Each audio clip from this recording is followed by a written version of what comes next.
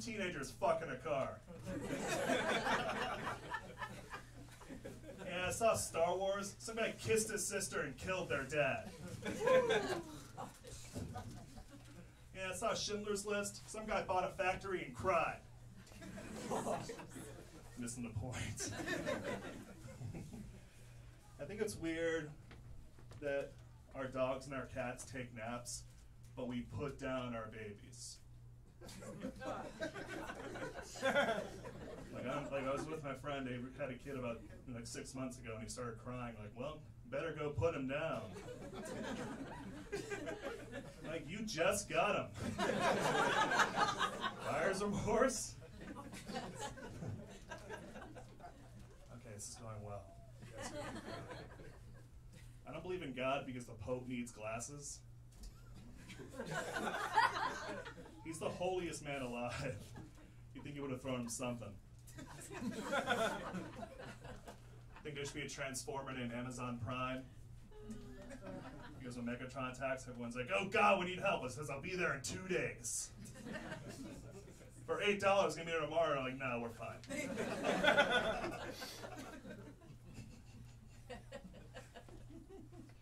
Yeah, okay, I think that's about it. I can't take focus here. Guys, to start this off, wow, I've never gotten that, just by my big closer being like, that's it. It's like, yeah. Don't worry, I'll be back. Our first opening comic is a veteran here. He's one of, I just absolutely love him. If you like him here, you can see him again. At Off Mic at the Gallery 263 on Friday. He's been doing this for years, and again, I love him. Please keep it going for Chris Post.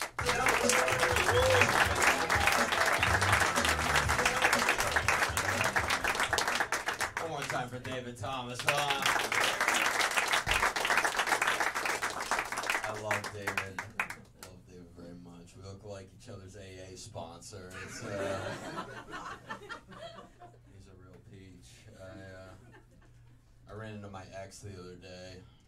It's always fun running into your ex, you know, because when you run into your ex, you want them to know how well you're doing since you two-parted company. And my ex caught me leaving a liquor store at noon, so yeah. I was like, you see what you did to me? Things are going much better with my current girlfriend, except when I call her current girlfriend. It's a bit of a problem. We actually just moved in together. You don't have to do that. Very supportive. We got fixed up. I've never done online dating in my entire life. Like, how'd you two meet? Online. Next couple. How'd you two meet? Not a couple. You're not a couple? Yeah, I'm not good with body language. My family doesn't even hug each other, you know. We'll get to them in a minute, but I've never done online dating. It's like my crowning achievement in life. I've never done online dating, but like I've been dumped in Microsoft Outlook, so I get it, you know.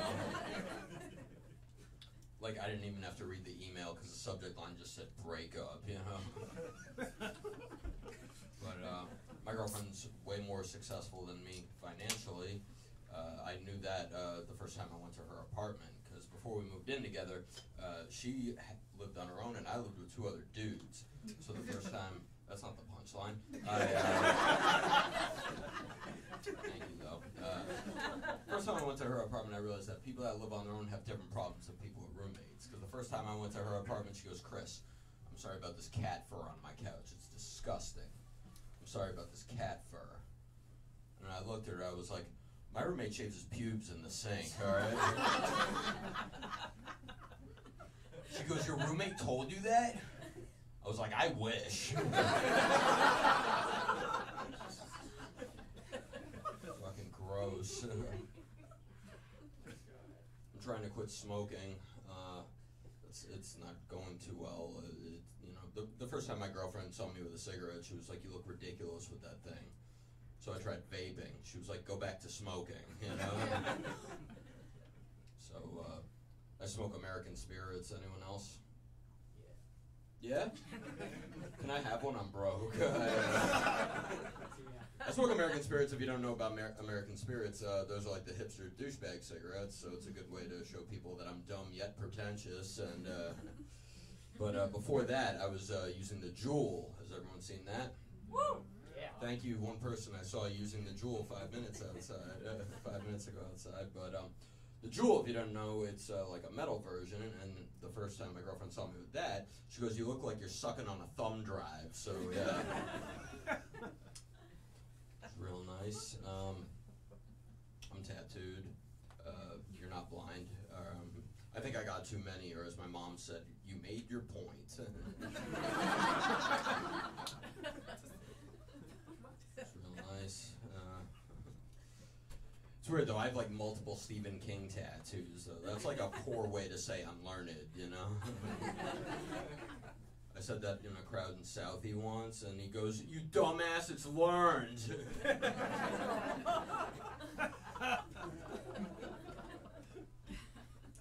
Problem with tattoos is everyone always wants to have a conversation, like, what do your tattoos represent? Most people are like, "Oh, my tattoos represent faith," or "My tattoos represent hope." People ask me, "What do your tattoos represent?" I'm like, "Coke in my 20s, you know?"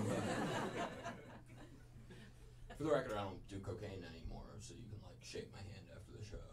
I just stopped doing it, unless you have some for free, but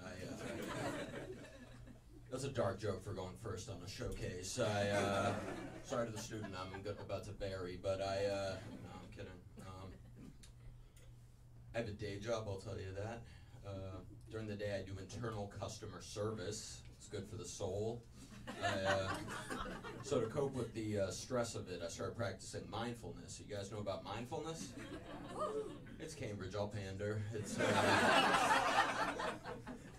mindfulness, in case you didn't know, mindfulness is like a form of transcendental meditation. It's where you help project your thoughts and actions simultaneously. It helps you stay present and focused. I'll give you an example. Like when I wake up in the morning, I say, "Now I'm awake," so I'll get out of bed. Then when I'm out of bed, I say, "Now I'm out of bed," so I'll drive to work. Then when I'm at work, I say, "Now I'm at work," so I'll cry in the bathroom, you know? Bathroom stalls have the worst acoustics, you know? Because your sobs are amplified. And last week I get back to my desk after my afternoon cry. That's what I call it. It makes it sound whimsical. And one of the interns at my company, he goes, "Chris, your eyes are red. What the hell were you just doing?" And I was like, "Oh, fuck. I can't let him know I was crying. I look like a douchebag." And I was like, "Nah, man. I just got high at lunch, you know?" And that's my time. Guys, thanks so much. I'm going to give it back to you.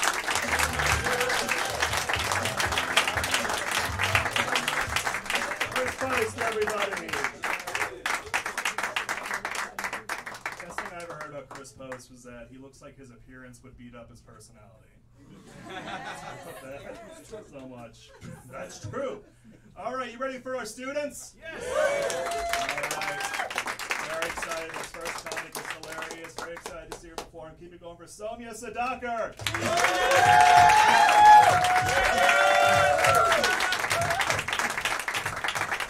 Thank you so much, everybody. I'm Soumya Sudhakar, and I really love getting flipped off when I'm driving. Yeah, it happens to me often. I'm not a bad driver. I just live in Boston. But the reason I love getting flipped off so much is that it gives me a chance to exercise my cure for road rage, radical empathy, aka Family Feud, for the question, "Why is that driver being a jerk today?" It goes something like this. When another driver flips me off, pisses me off, or in general cuts me off, I fill in the blank to the sentence, "Wow, that driver is being such an asshole." But maybe their wife is in labor in the backseat. That's very reasonable. Maybe they realize they're going nowhere in this traffic, or in life. Maybe they listen to yet another radio segment on why insert female candidate is too unlikable. Maybe it's that driver's last day of freedom before she has to go to the nursing home and relinquish her license, and she just needs one last wild ride of freedom. You go, Grandma. I wish I could come up with a gesture for radical empathy as good as the middle finger. I mean, think about it. The middle finger, it's quick, it's satisfying. Everyone knows what it means, but it's still provocative. All I've come up with for radical empathy is two middle fingers that come together in a beautiful butterfly flower. I think it's rather beautiful. I tried it out though and I got flipped off again. Yeah, still working on that. So when I was younger, I thought the middle finger was so badass. For context, someone met me for the first time a few weeks ago, and the first thing they told me was, "Wow, you look like you were the kid who reminded the teacher when they forgot to assign homework." That's nice, that's nice. First thing, who told them? No, now I know what being badass really is. It's about being brave enough to be yourself and stand up for what you believe in.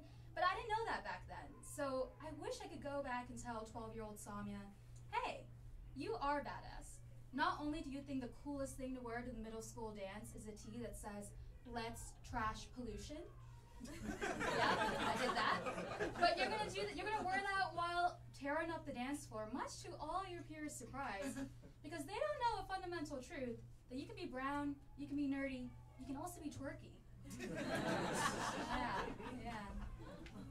But at the time, I didn't know it was badass, so I did what most people do to, quench that thirst for raging against the machine, and I just didn't listen to my parents very much. My parents, you guys know the stereotype about Asian parents, right? I'll remind you, you tell your parents, "Hey, Mom, Dad, I know what I want to be when I grow up. I want to be an author." And they'll say, "Oh, Kanan, author? That's pronounced doctor." and then you'll tell them, no, medicine isn't for me, Mom, Dad. I want a different but still rewarding career. And they'll say, "Oh, sweetie pie, rewarding career, that's pronounced engineer." So simple, Mom and Dad. But actually, my mom and dad were the exact opposite of that stereotype. They told my sister and me to follow our dreams and all that. But looking back, while my parents were never tiger parents, I'm starting to realize that maybe they were a different, rare breed, ninja parents. Because my sister and I both love the careers we've chosen for ourselves. But did we choose for ourselves? My sister is an anesthesiologist, and I'm an aerospace engineer. Literally doctor/engineer. So tell me, how did they convince us their dreams were our dreams without ever saying a word? Ninja parenting. Growing up in my house was like living in the movie Inception, where my parents played brown Leonardo DiCaprio. And the Oscar finally goes to, give that statue to my parents.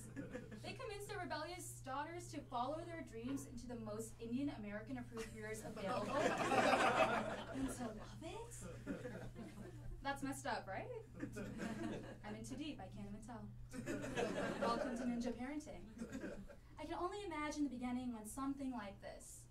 Lights fade out, and out of the shadows emerge my parents. Dear spouse, that's how married people refer to each other, I think. Dear spouse, it appears our daughters will no longer listen to us. We must enact the ninja protocol. Good God! I cannot help but wonder, is the ninja protocol too severe? No. For in the game of parenting, you either win or you pay for a 4-year liberal arts degree. Thank you very much, everyone.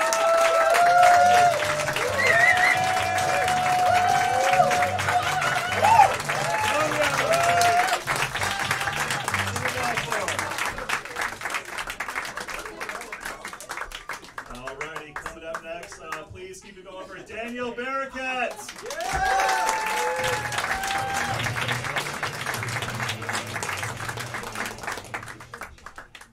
Thank you. So my name is Daniel Barakat, and I sound white. It's not a surprise to me at this point, but every time I talk to myself in the mirror, I still think, does this voice really come from this face? So put it this way, right now, if I were to say the N-word, you'd all be asking yourselves, am I okay with this? I mean, I know he's black, but this just feels wrong. The cognitive dissonance would be almost unbearable, unless, of course, you closed your eyes and pretended I was white. It's only getting worse from here, guys.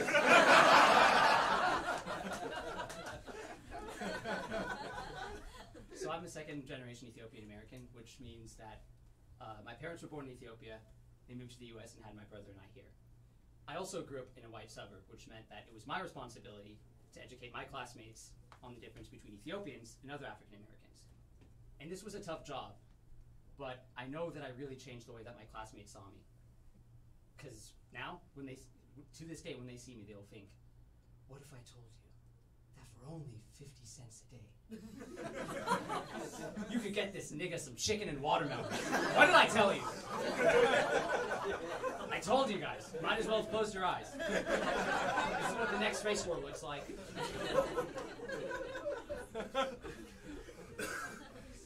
But my parents really did put their best effort towards making sure my brother and I understood our heritage. So growing up, we went on lots of vacations to Ethiopia and around the US so we could understand the history of both countries.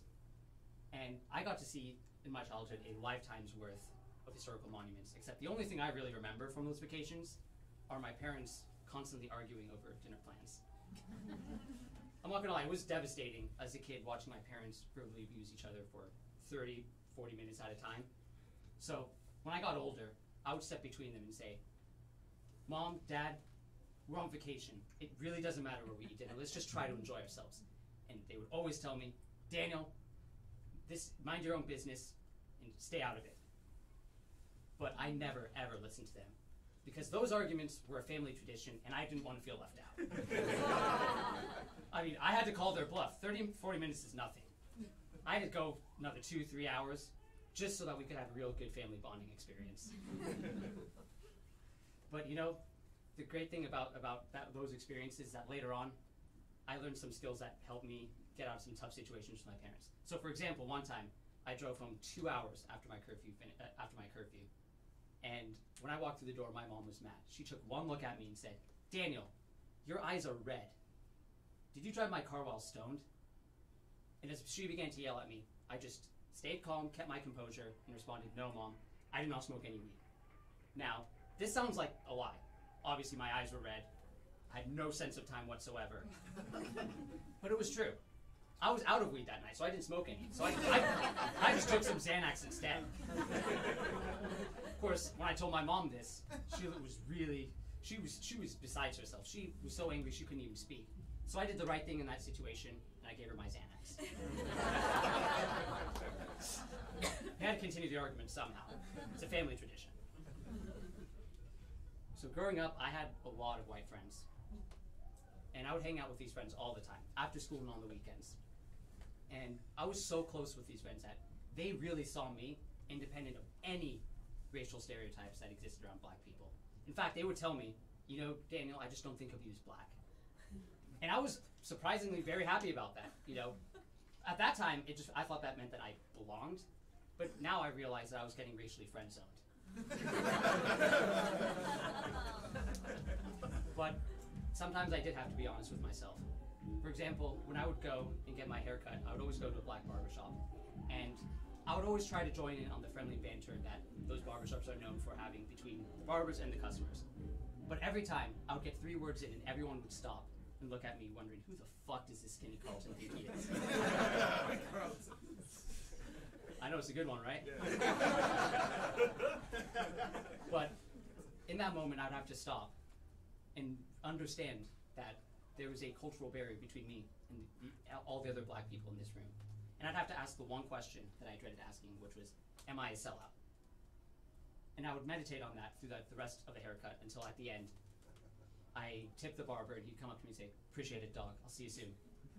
And in that moment, I remembered that anyone will sell out if you name the right price. That's it for me. Thank you, guys.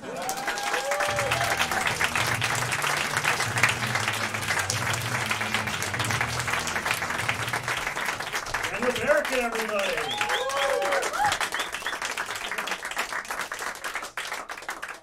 It's going well so far. It's going well. You guys think the inventor of the kiss cam was just horny at work once? Oh, God.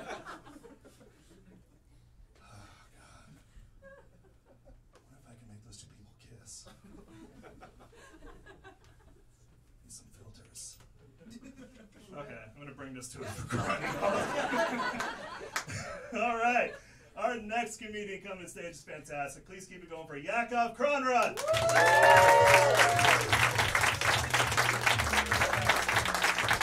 so happy to be back. Everyone, I'm Yakov.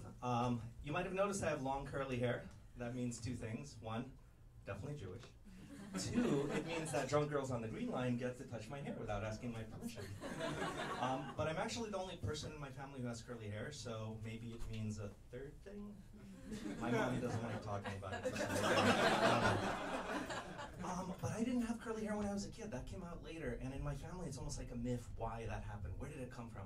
My mom is sure that it was when I went vegan for 2 years in my 20s. My sister is convinced it was all the acid rain that year. Personally, I think it just took a while to develop because I'm actually only 5/8 Jewish. And people say, what the fuck does that mean, 5/8 Jewish? Well, two things. One, I have just the right amount of curvature in my nose. Two, I make really good sound financial decisions. Five out of 8 times. But I'm not only Jewish, I'm actually also Russian, proudly so. And people always ask me, listen, Yakov, since we're about to be part of USSR version 2.0, what does it feel like to be Russian? Can you prepare us? And I realize there's only two things you need to know to feel Russian. One, it's very easy. The customer is not always right. And two, we don't believe in mental health or illness. So growing up, I didn't get the therapy I needed. So I turned to other outlets. When I was in middle school, I turned to poetry. I got into writing angsty teenage poems. Then in high school, I quickly escalated to angsty teenage suicide notes. Before that escalated, though, I discovered sex.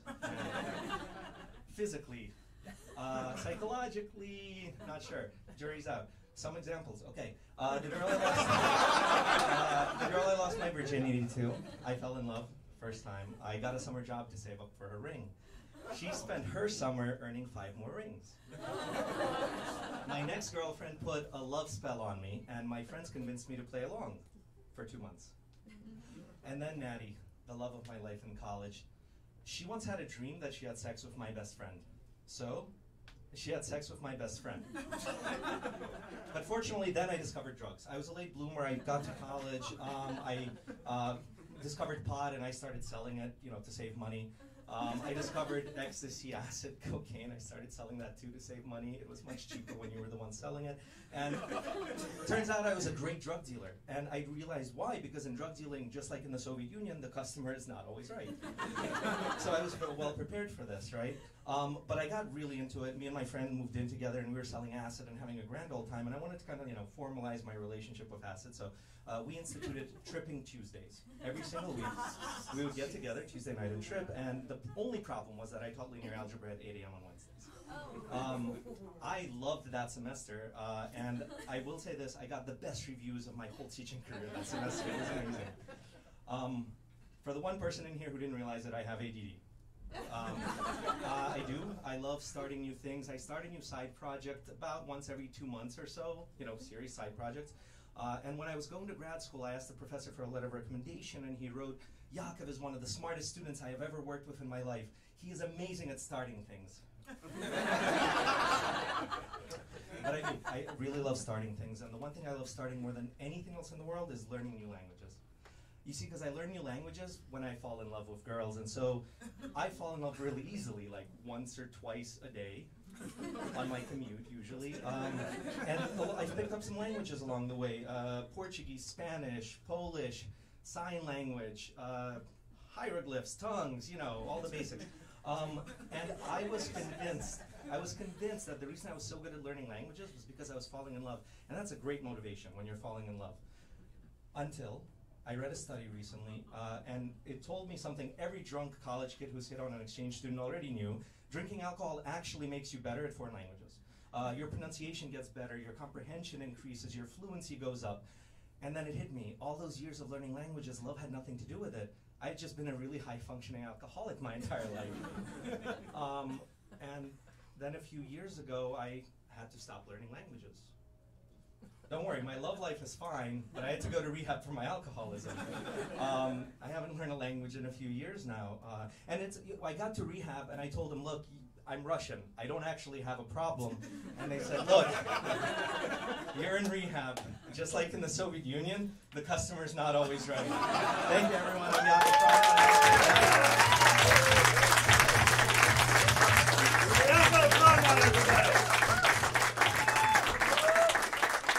All right, up next, please keep it going for Rachel Whiskey Man.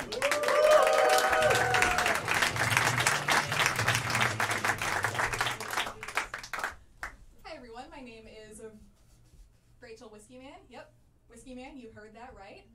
However, I do not drink whiskey, and I am not a man, despite what the TSA agent thought. I was going to put my wallet in the bin, but he stops me and is like, sir, you forgot to put your wallet in the bin. And I swear to God, I could hear the moment where he realized his mistake, and he just starts going, oh shit, ma'am, sorry, I'm so sorry. I was like, dude, it's fine. Just let me bask in the straight white male privilege for like a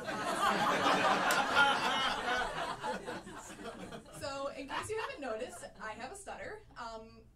I am also probably the only stutterer in the world who is the child of a speech pathologist and a radio personality.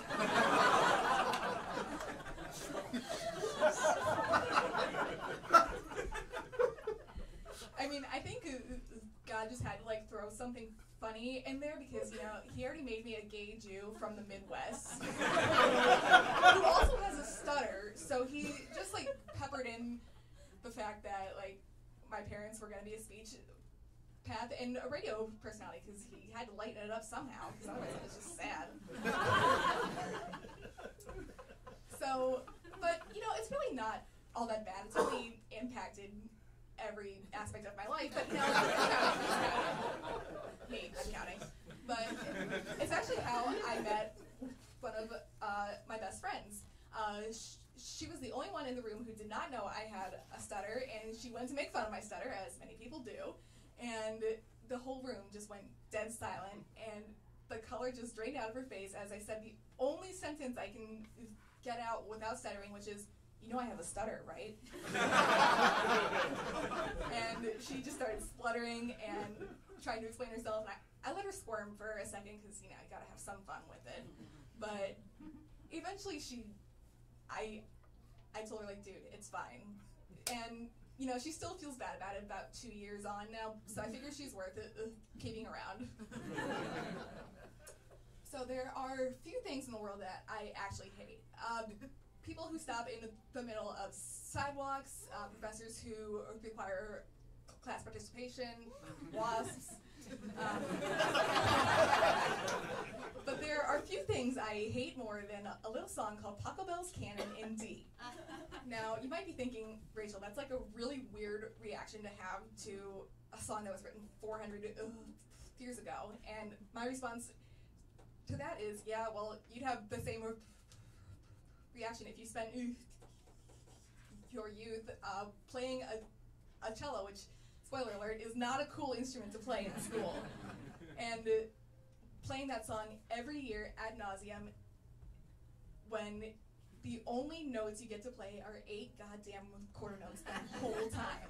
So the violins are over there living it up, playing da da da da da da da da da da da da da da da, while the cellos are sitting over there playing 8 goddamn quarter notes the whole time, just like this. Da da da da da da da da. 8 quarter notes, 54 bars long. Yes, I counted because it is that horrible of a song.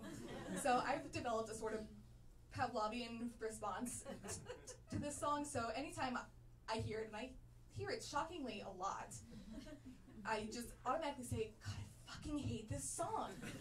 And everybody who is with me at that time automatically goes, dude, I'm telling you, that's like a weird reaction to have to a piece of music written 400 years ago. And I just pull the most dramatic 1,000-yard stare, and I just say, yeah, well, you'd hate it too if you played 8 goddamn quarter notes the entire time. Thanks, everybody. Have a great day.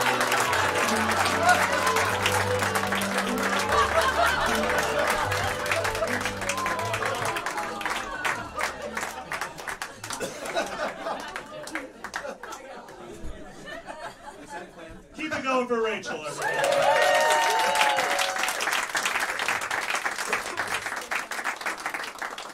That wasn't me, that was our tech. Alrighty, next up is not a student, but is another very close friend of mine in comedy. We've traveled together, we've done shows together, we've roast battled each other. I love her. Please keep it going for Tookie Kavanaugh.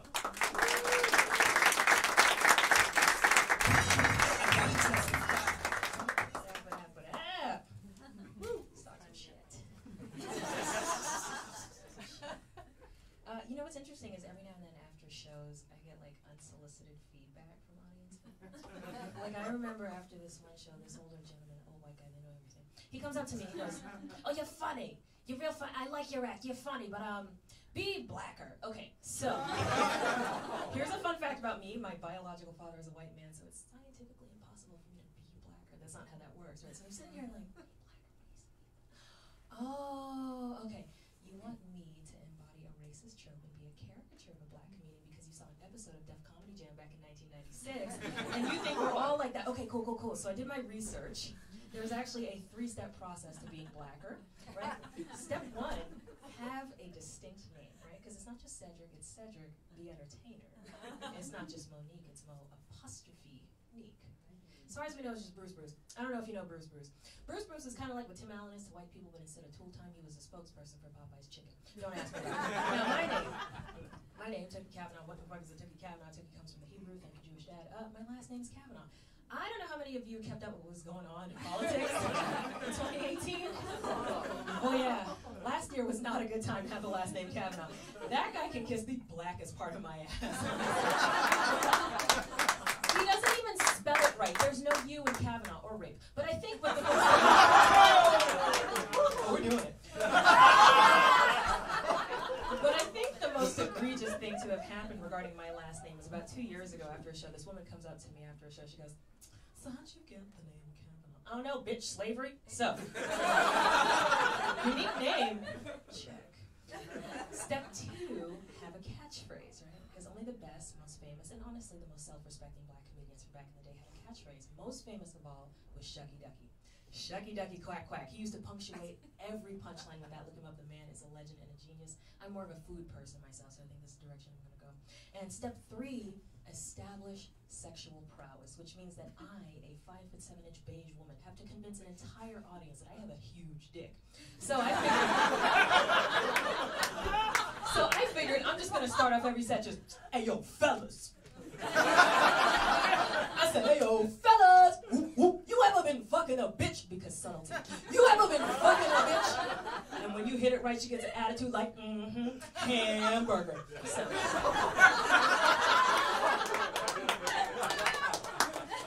That is how to be black. I love pop culture. I love movies, TVs, documentaries, and stuff. And like a few people, I presume, in this room, I recently watched those 2 documentaries on Netflix and Hulu about the Fyre Festival. Yes. Okay, so that we're all caught up.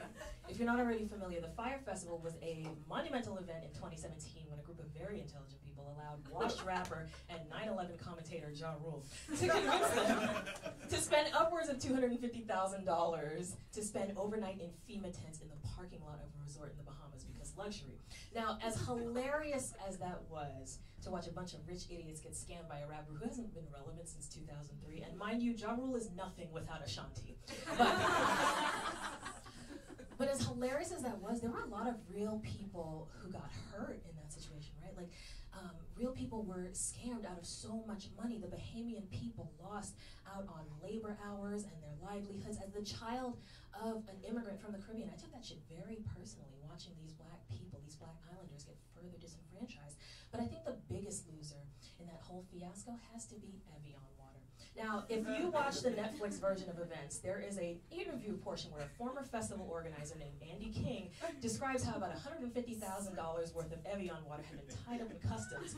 So to save the festival and take one for the team, he goes home, showers, drinks some mouthwash, and goes back out to suck off the customs agent for that water.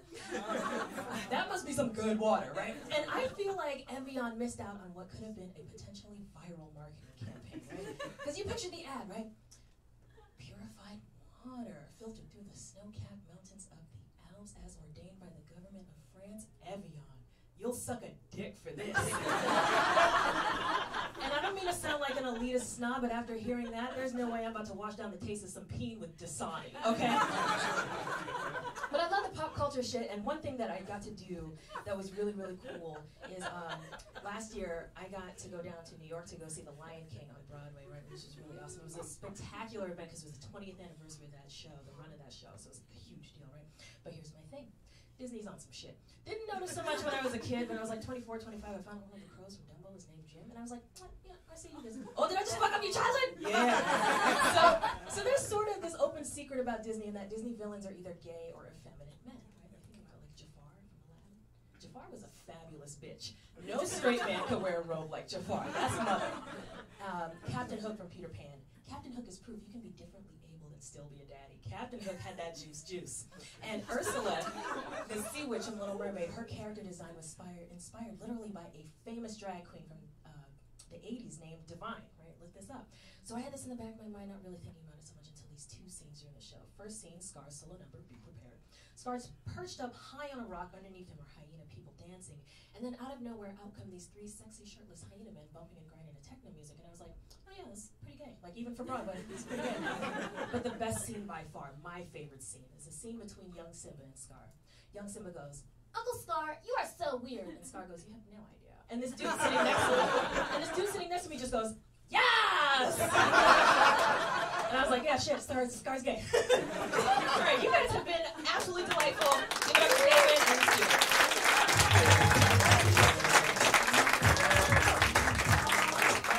Cookie Kavanaugh, everybody.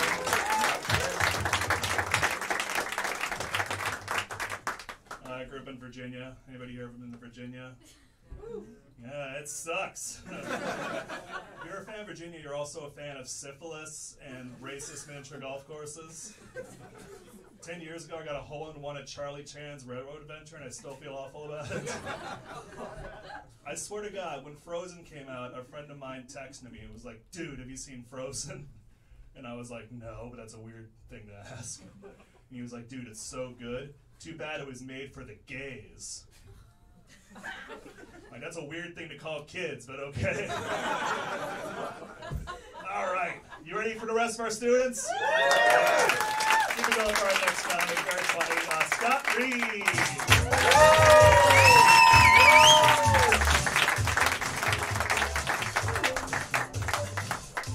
Thank you very much, Improv Boston.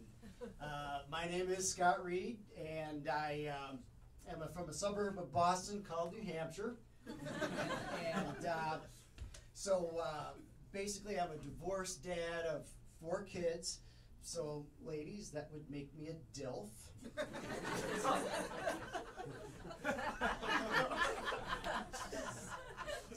Recently I've been unemployed and went about a year not finding the right job and struggling to, close that interview, and I decided that I needed to change strategies. So I decided to shave off my gray, except my balls itch for a week. The other problem is that the razor was very dull and it caused a lot of trauma. So I'm squatting over a mirror, affixing Kleenex, when I noticed that I missed a lock of hair. At that point, though, I decided to just do a comb over.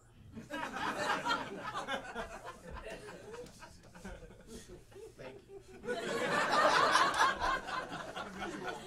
I could go on, but I'm just going to stop there. So in my past life, I was an ER nurse, and I'd walk into the room, and the patient would go, "You're a male nurse?" And I'd say, "Hey, my eyes are up here."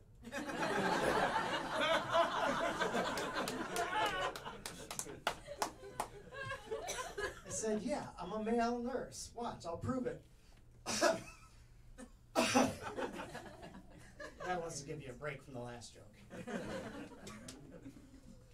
I gave up nursing, though, and decided that next steps in nursing weren't for me. That was basically a head nurse, and I had too much of a gag reflex, and I'm on a low-sodium diet.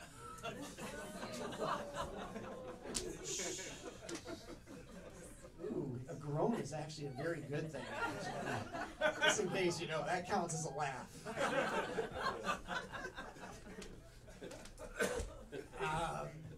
Recently, I'd flown my mom out to the New England area to visit, and I came in late to a conversation. And so she's talking with my girlfriend, and she's like, you know, you just grab it by the shaft, shake it for 2 minutes, and then and I'm like, hey, whoa, TMI, what's going on here? And she goes, I'm just showing her my insulin pen.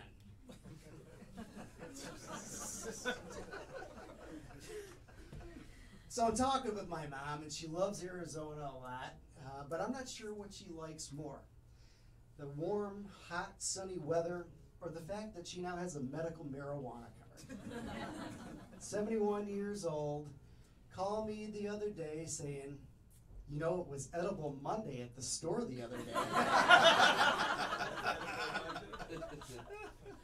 And I had all my friends over, and we were all baked. And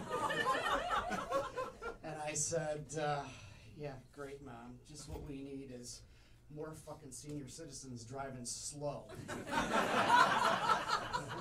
That's my time. You've been great. Thank you very much.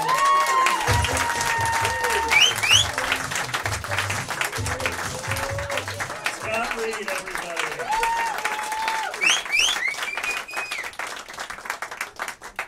Just so proud.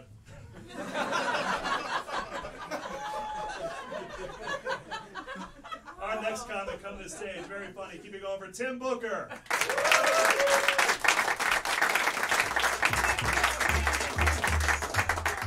Hey everybody, my name is Tim. The other night I went to my tool shed to try and find a shovel, and I tripped. It was dark out, so I couldn't tell if I'd fallen over a lawnmower or a rake. Turns out it was the latter.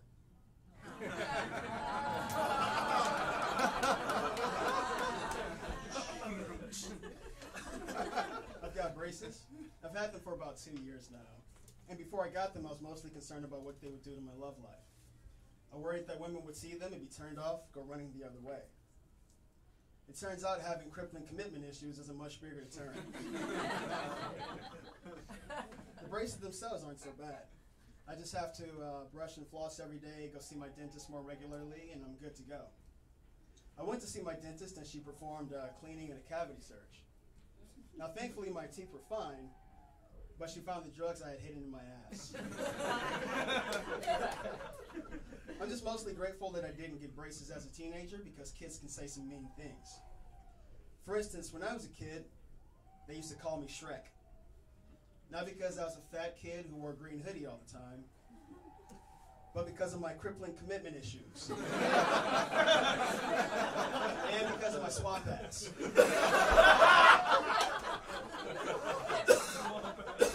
I hate seeing doctors and specialists. They always think they know more than you. I went to see my proctologist, and he told me that I needed to stop hiding drugs up my ass. I said, that you sound just like my dentist. It's like, you're right. Now brace yourself. I went to see my lawyer, and she told me that I needed to stop hiding drugs up my ass. I said, you sound just like my dentist.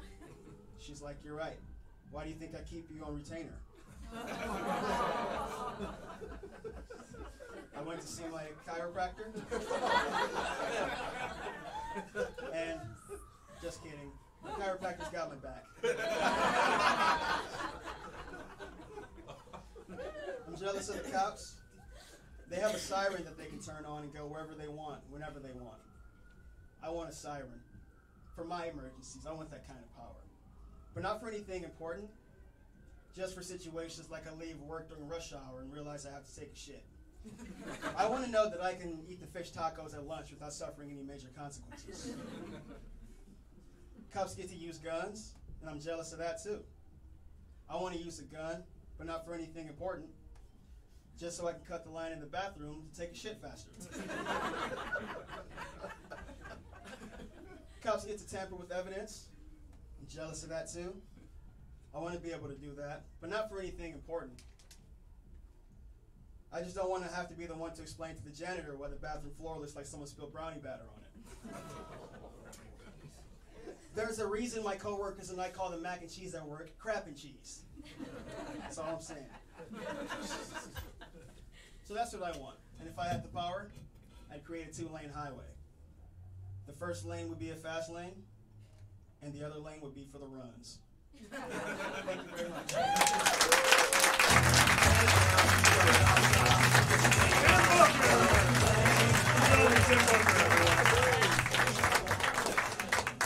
All right, we have 2 more comics left. You guys ready? All right, keep it going for our next one, Nick Revel.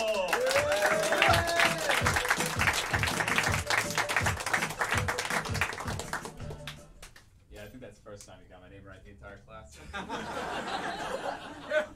Yeah, but I'm Nick Revel. I like to travel, so naturally one time took me to the Grand Canyon, you know. So you think that you land in Phoenix and that you're going to be right there.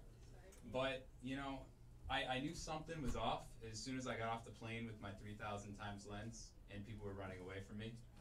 I still can't figure out why. But they don't tell you though, really. It's 6 hours to get to the Grand Canyon. Like, I can do so many things in 6 hours. And I just think about it. I could watch my favorite movie not once, but twice. Maybe. It is Schindler's List after all. I could run a marathon. I mean, I guess if you look at me, you might think half of a half marathon. But if you put some food on a string in front of my face, I'll get there. But, I mean, in all honesty, what I did find out that day is that I can hear the same story 40 times from my grandparents in one day. But so, honestly though, that 6-hour drive, there is nothingness. First, you get a cactus here and there, and then all of a sudden, it's nothing. And you know, that's fine and all. It's beautiful, except you really, your life just flashes before your eyes. And I mean, it's crazy. Yeah, that one was a little butcher. But so eventually, though, we get to the gas station, and this is basically my trail of tears here. Not the trip, this stage right now.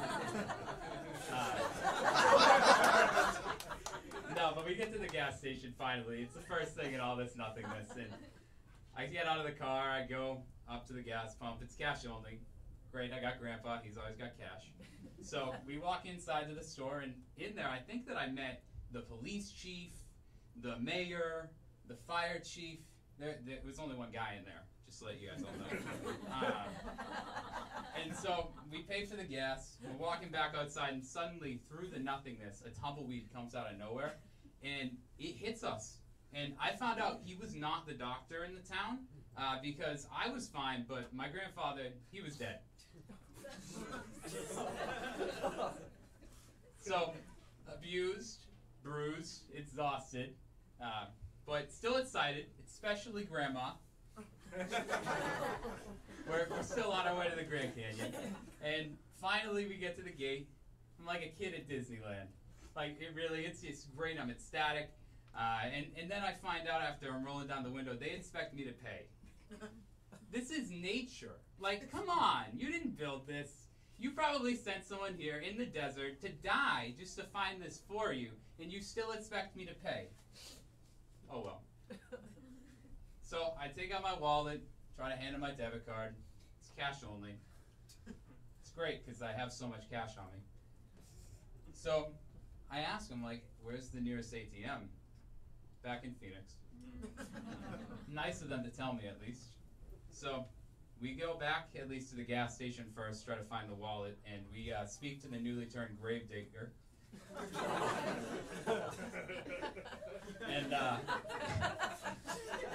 And he told me conveniently that he had no idea where the wallet was, so nothing suspicious there. So now we're 18 hours in, mind you, and we're back at the gate finally. We have some cash. We're in. I can't be surprised at all at this point that we're still another hour from the Grand Canyon. So once we get there, I finally did figure out just exactly why it is the Grand Canyon. And it's not because it's wide or it's deep. Something every woman has told me I'm not. In fact, it's really just because it's underwhelming. Something every woman has told me.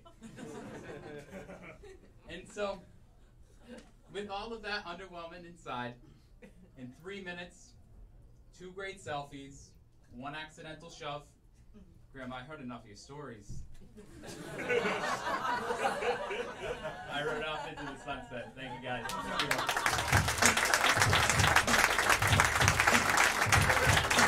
Yeah.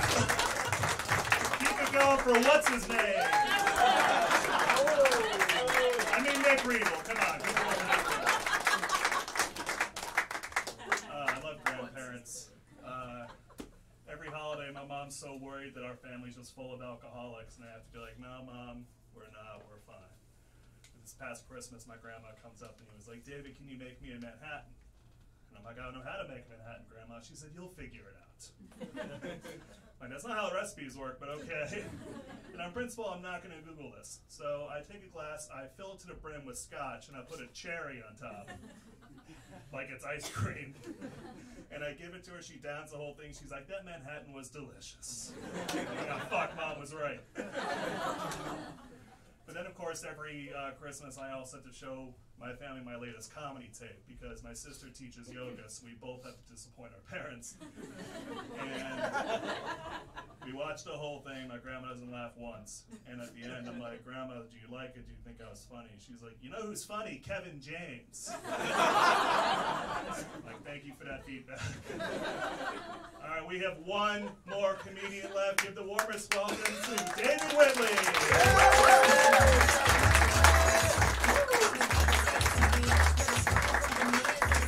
That's our teacher, David. There he is. I've learned so much in this class. It keeps going. I just learned that that door will set off an alarm if you try and go out, because I really wanted to. I kept kind of leaning against it. Thinking, I don't have to do this. What the hell are we doing here? You guys are so fucking talented. Great job. Really wonderful. 8 weeks. 8 weeks, that's it. And I think all of us were like, I can't believe we're going to do this, and here we are.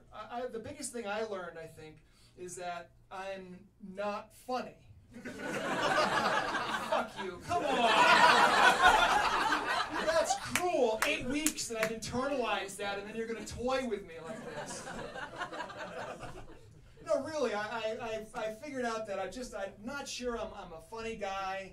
And the second thing I learned is that, I'm not sure I'm comfortable really monologuing in front of a group of people, and so I discovered this other form of performance, and it's called crowd work. Anybody know crowd work? Yeah. Okay, cool. So crowd work is like this. Here, be really funny. No, funny. Funny, really funny. Go. Kill it. Oh, that was a scream. That's not crowd work. That's cruelty. That's. Let's see for real. Let's see, because, all right, let's see. You're giggling. I like this. What's your name? Lou. Lou. All right, good, short and sweet. Lou. Lou, what do you do? Civil engineer. Civil engineer. Fuck, there's nothing funny about civil engineer. All right, hold on. I gotta breathe a little bit. Civil engineer. Gotta let that work a little bit. Civil engineer. Lou, so like on Monday mornings, when you're walking into work, do you ever feel like just being an uncivil engineer? It's like Monday morning and you're like, fuck you, Bernice. And you knock over her drafting table. Like a really uncivil engineer, Someone's like, hey, Bernice, I'm tired of your common spaces and your, communes. We need to build more skyscrapers. I kind of like an uncivil engineer. You could design dams that leak. Or like an uncivil engineer with like breakaway bridges.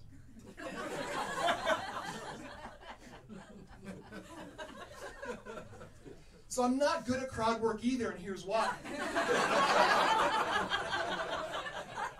One, I'm like publicly suggesting mass murder. And 2, lose my friend, and we work this out in advance.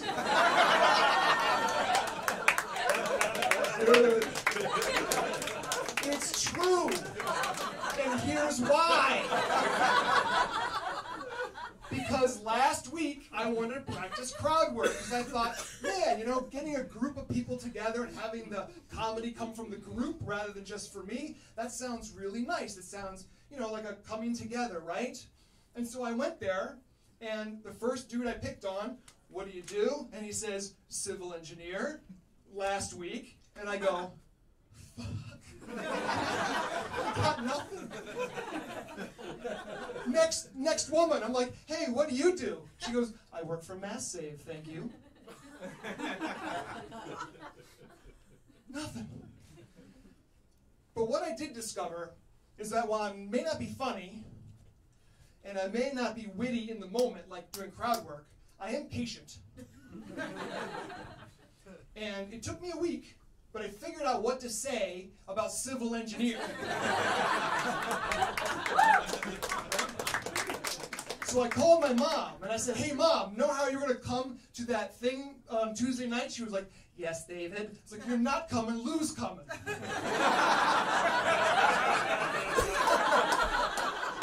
She's like, why is Lou going and I'm not going? I was like, because he's going to be a civil engineer and you're going to fuck it up. So thank you.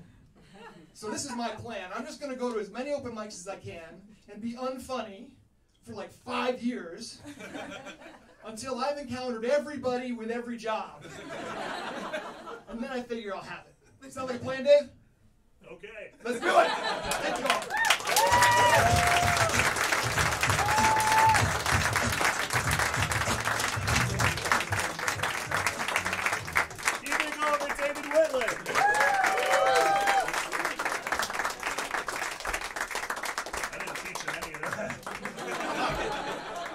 That's our show, everybody. Let me get all of our comics back up on stage here. Come on, guys.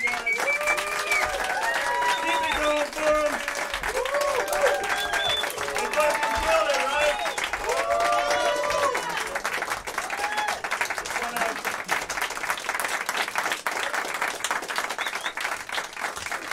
Well, I let you all know it's been an absolute pleasure working with you the past 8 weeks. You all fucking killed it. Great job. I now pronounce you graduated.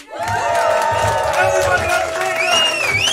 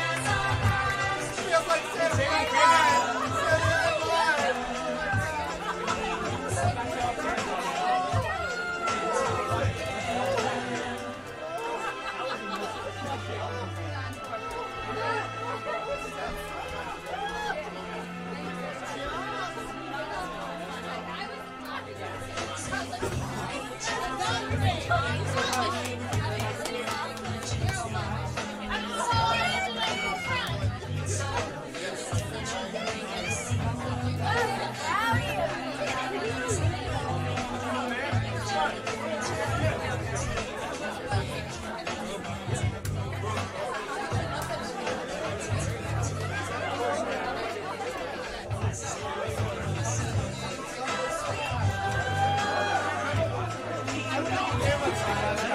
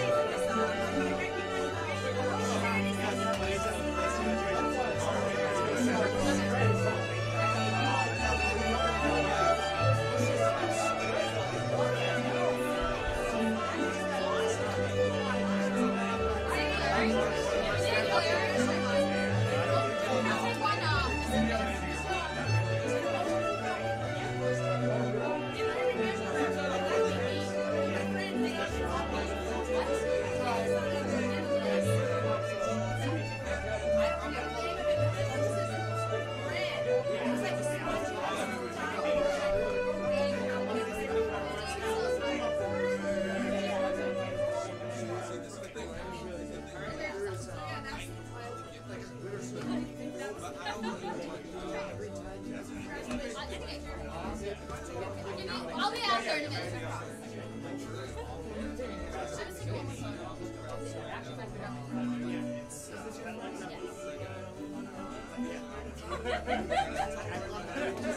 It doesn't even mean anything. I just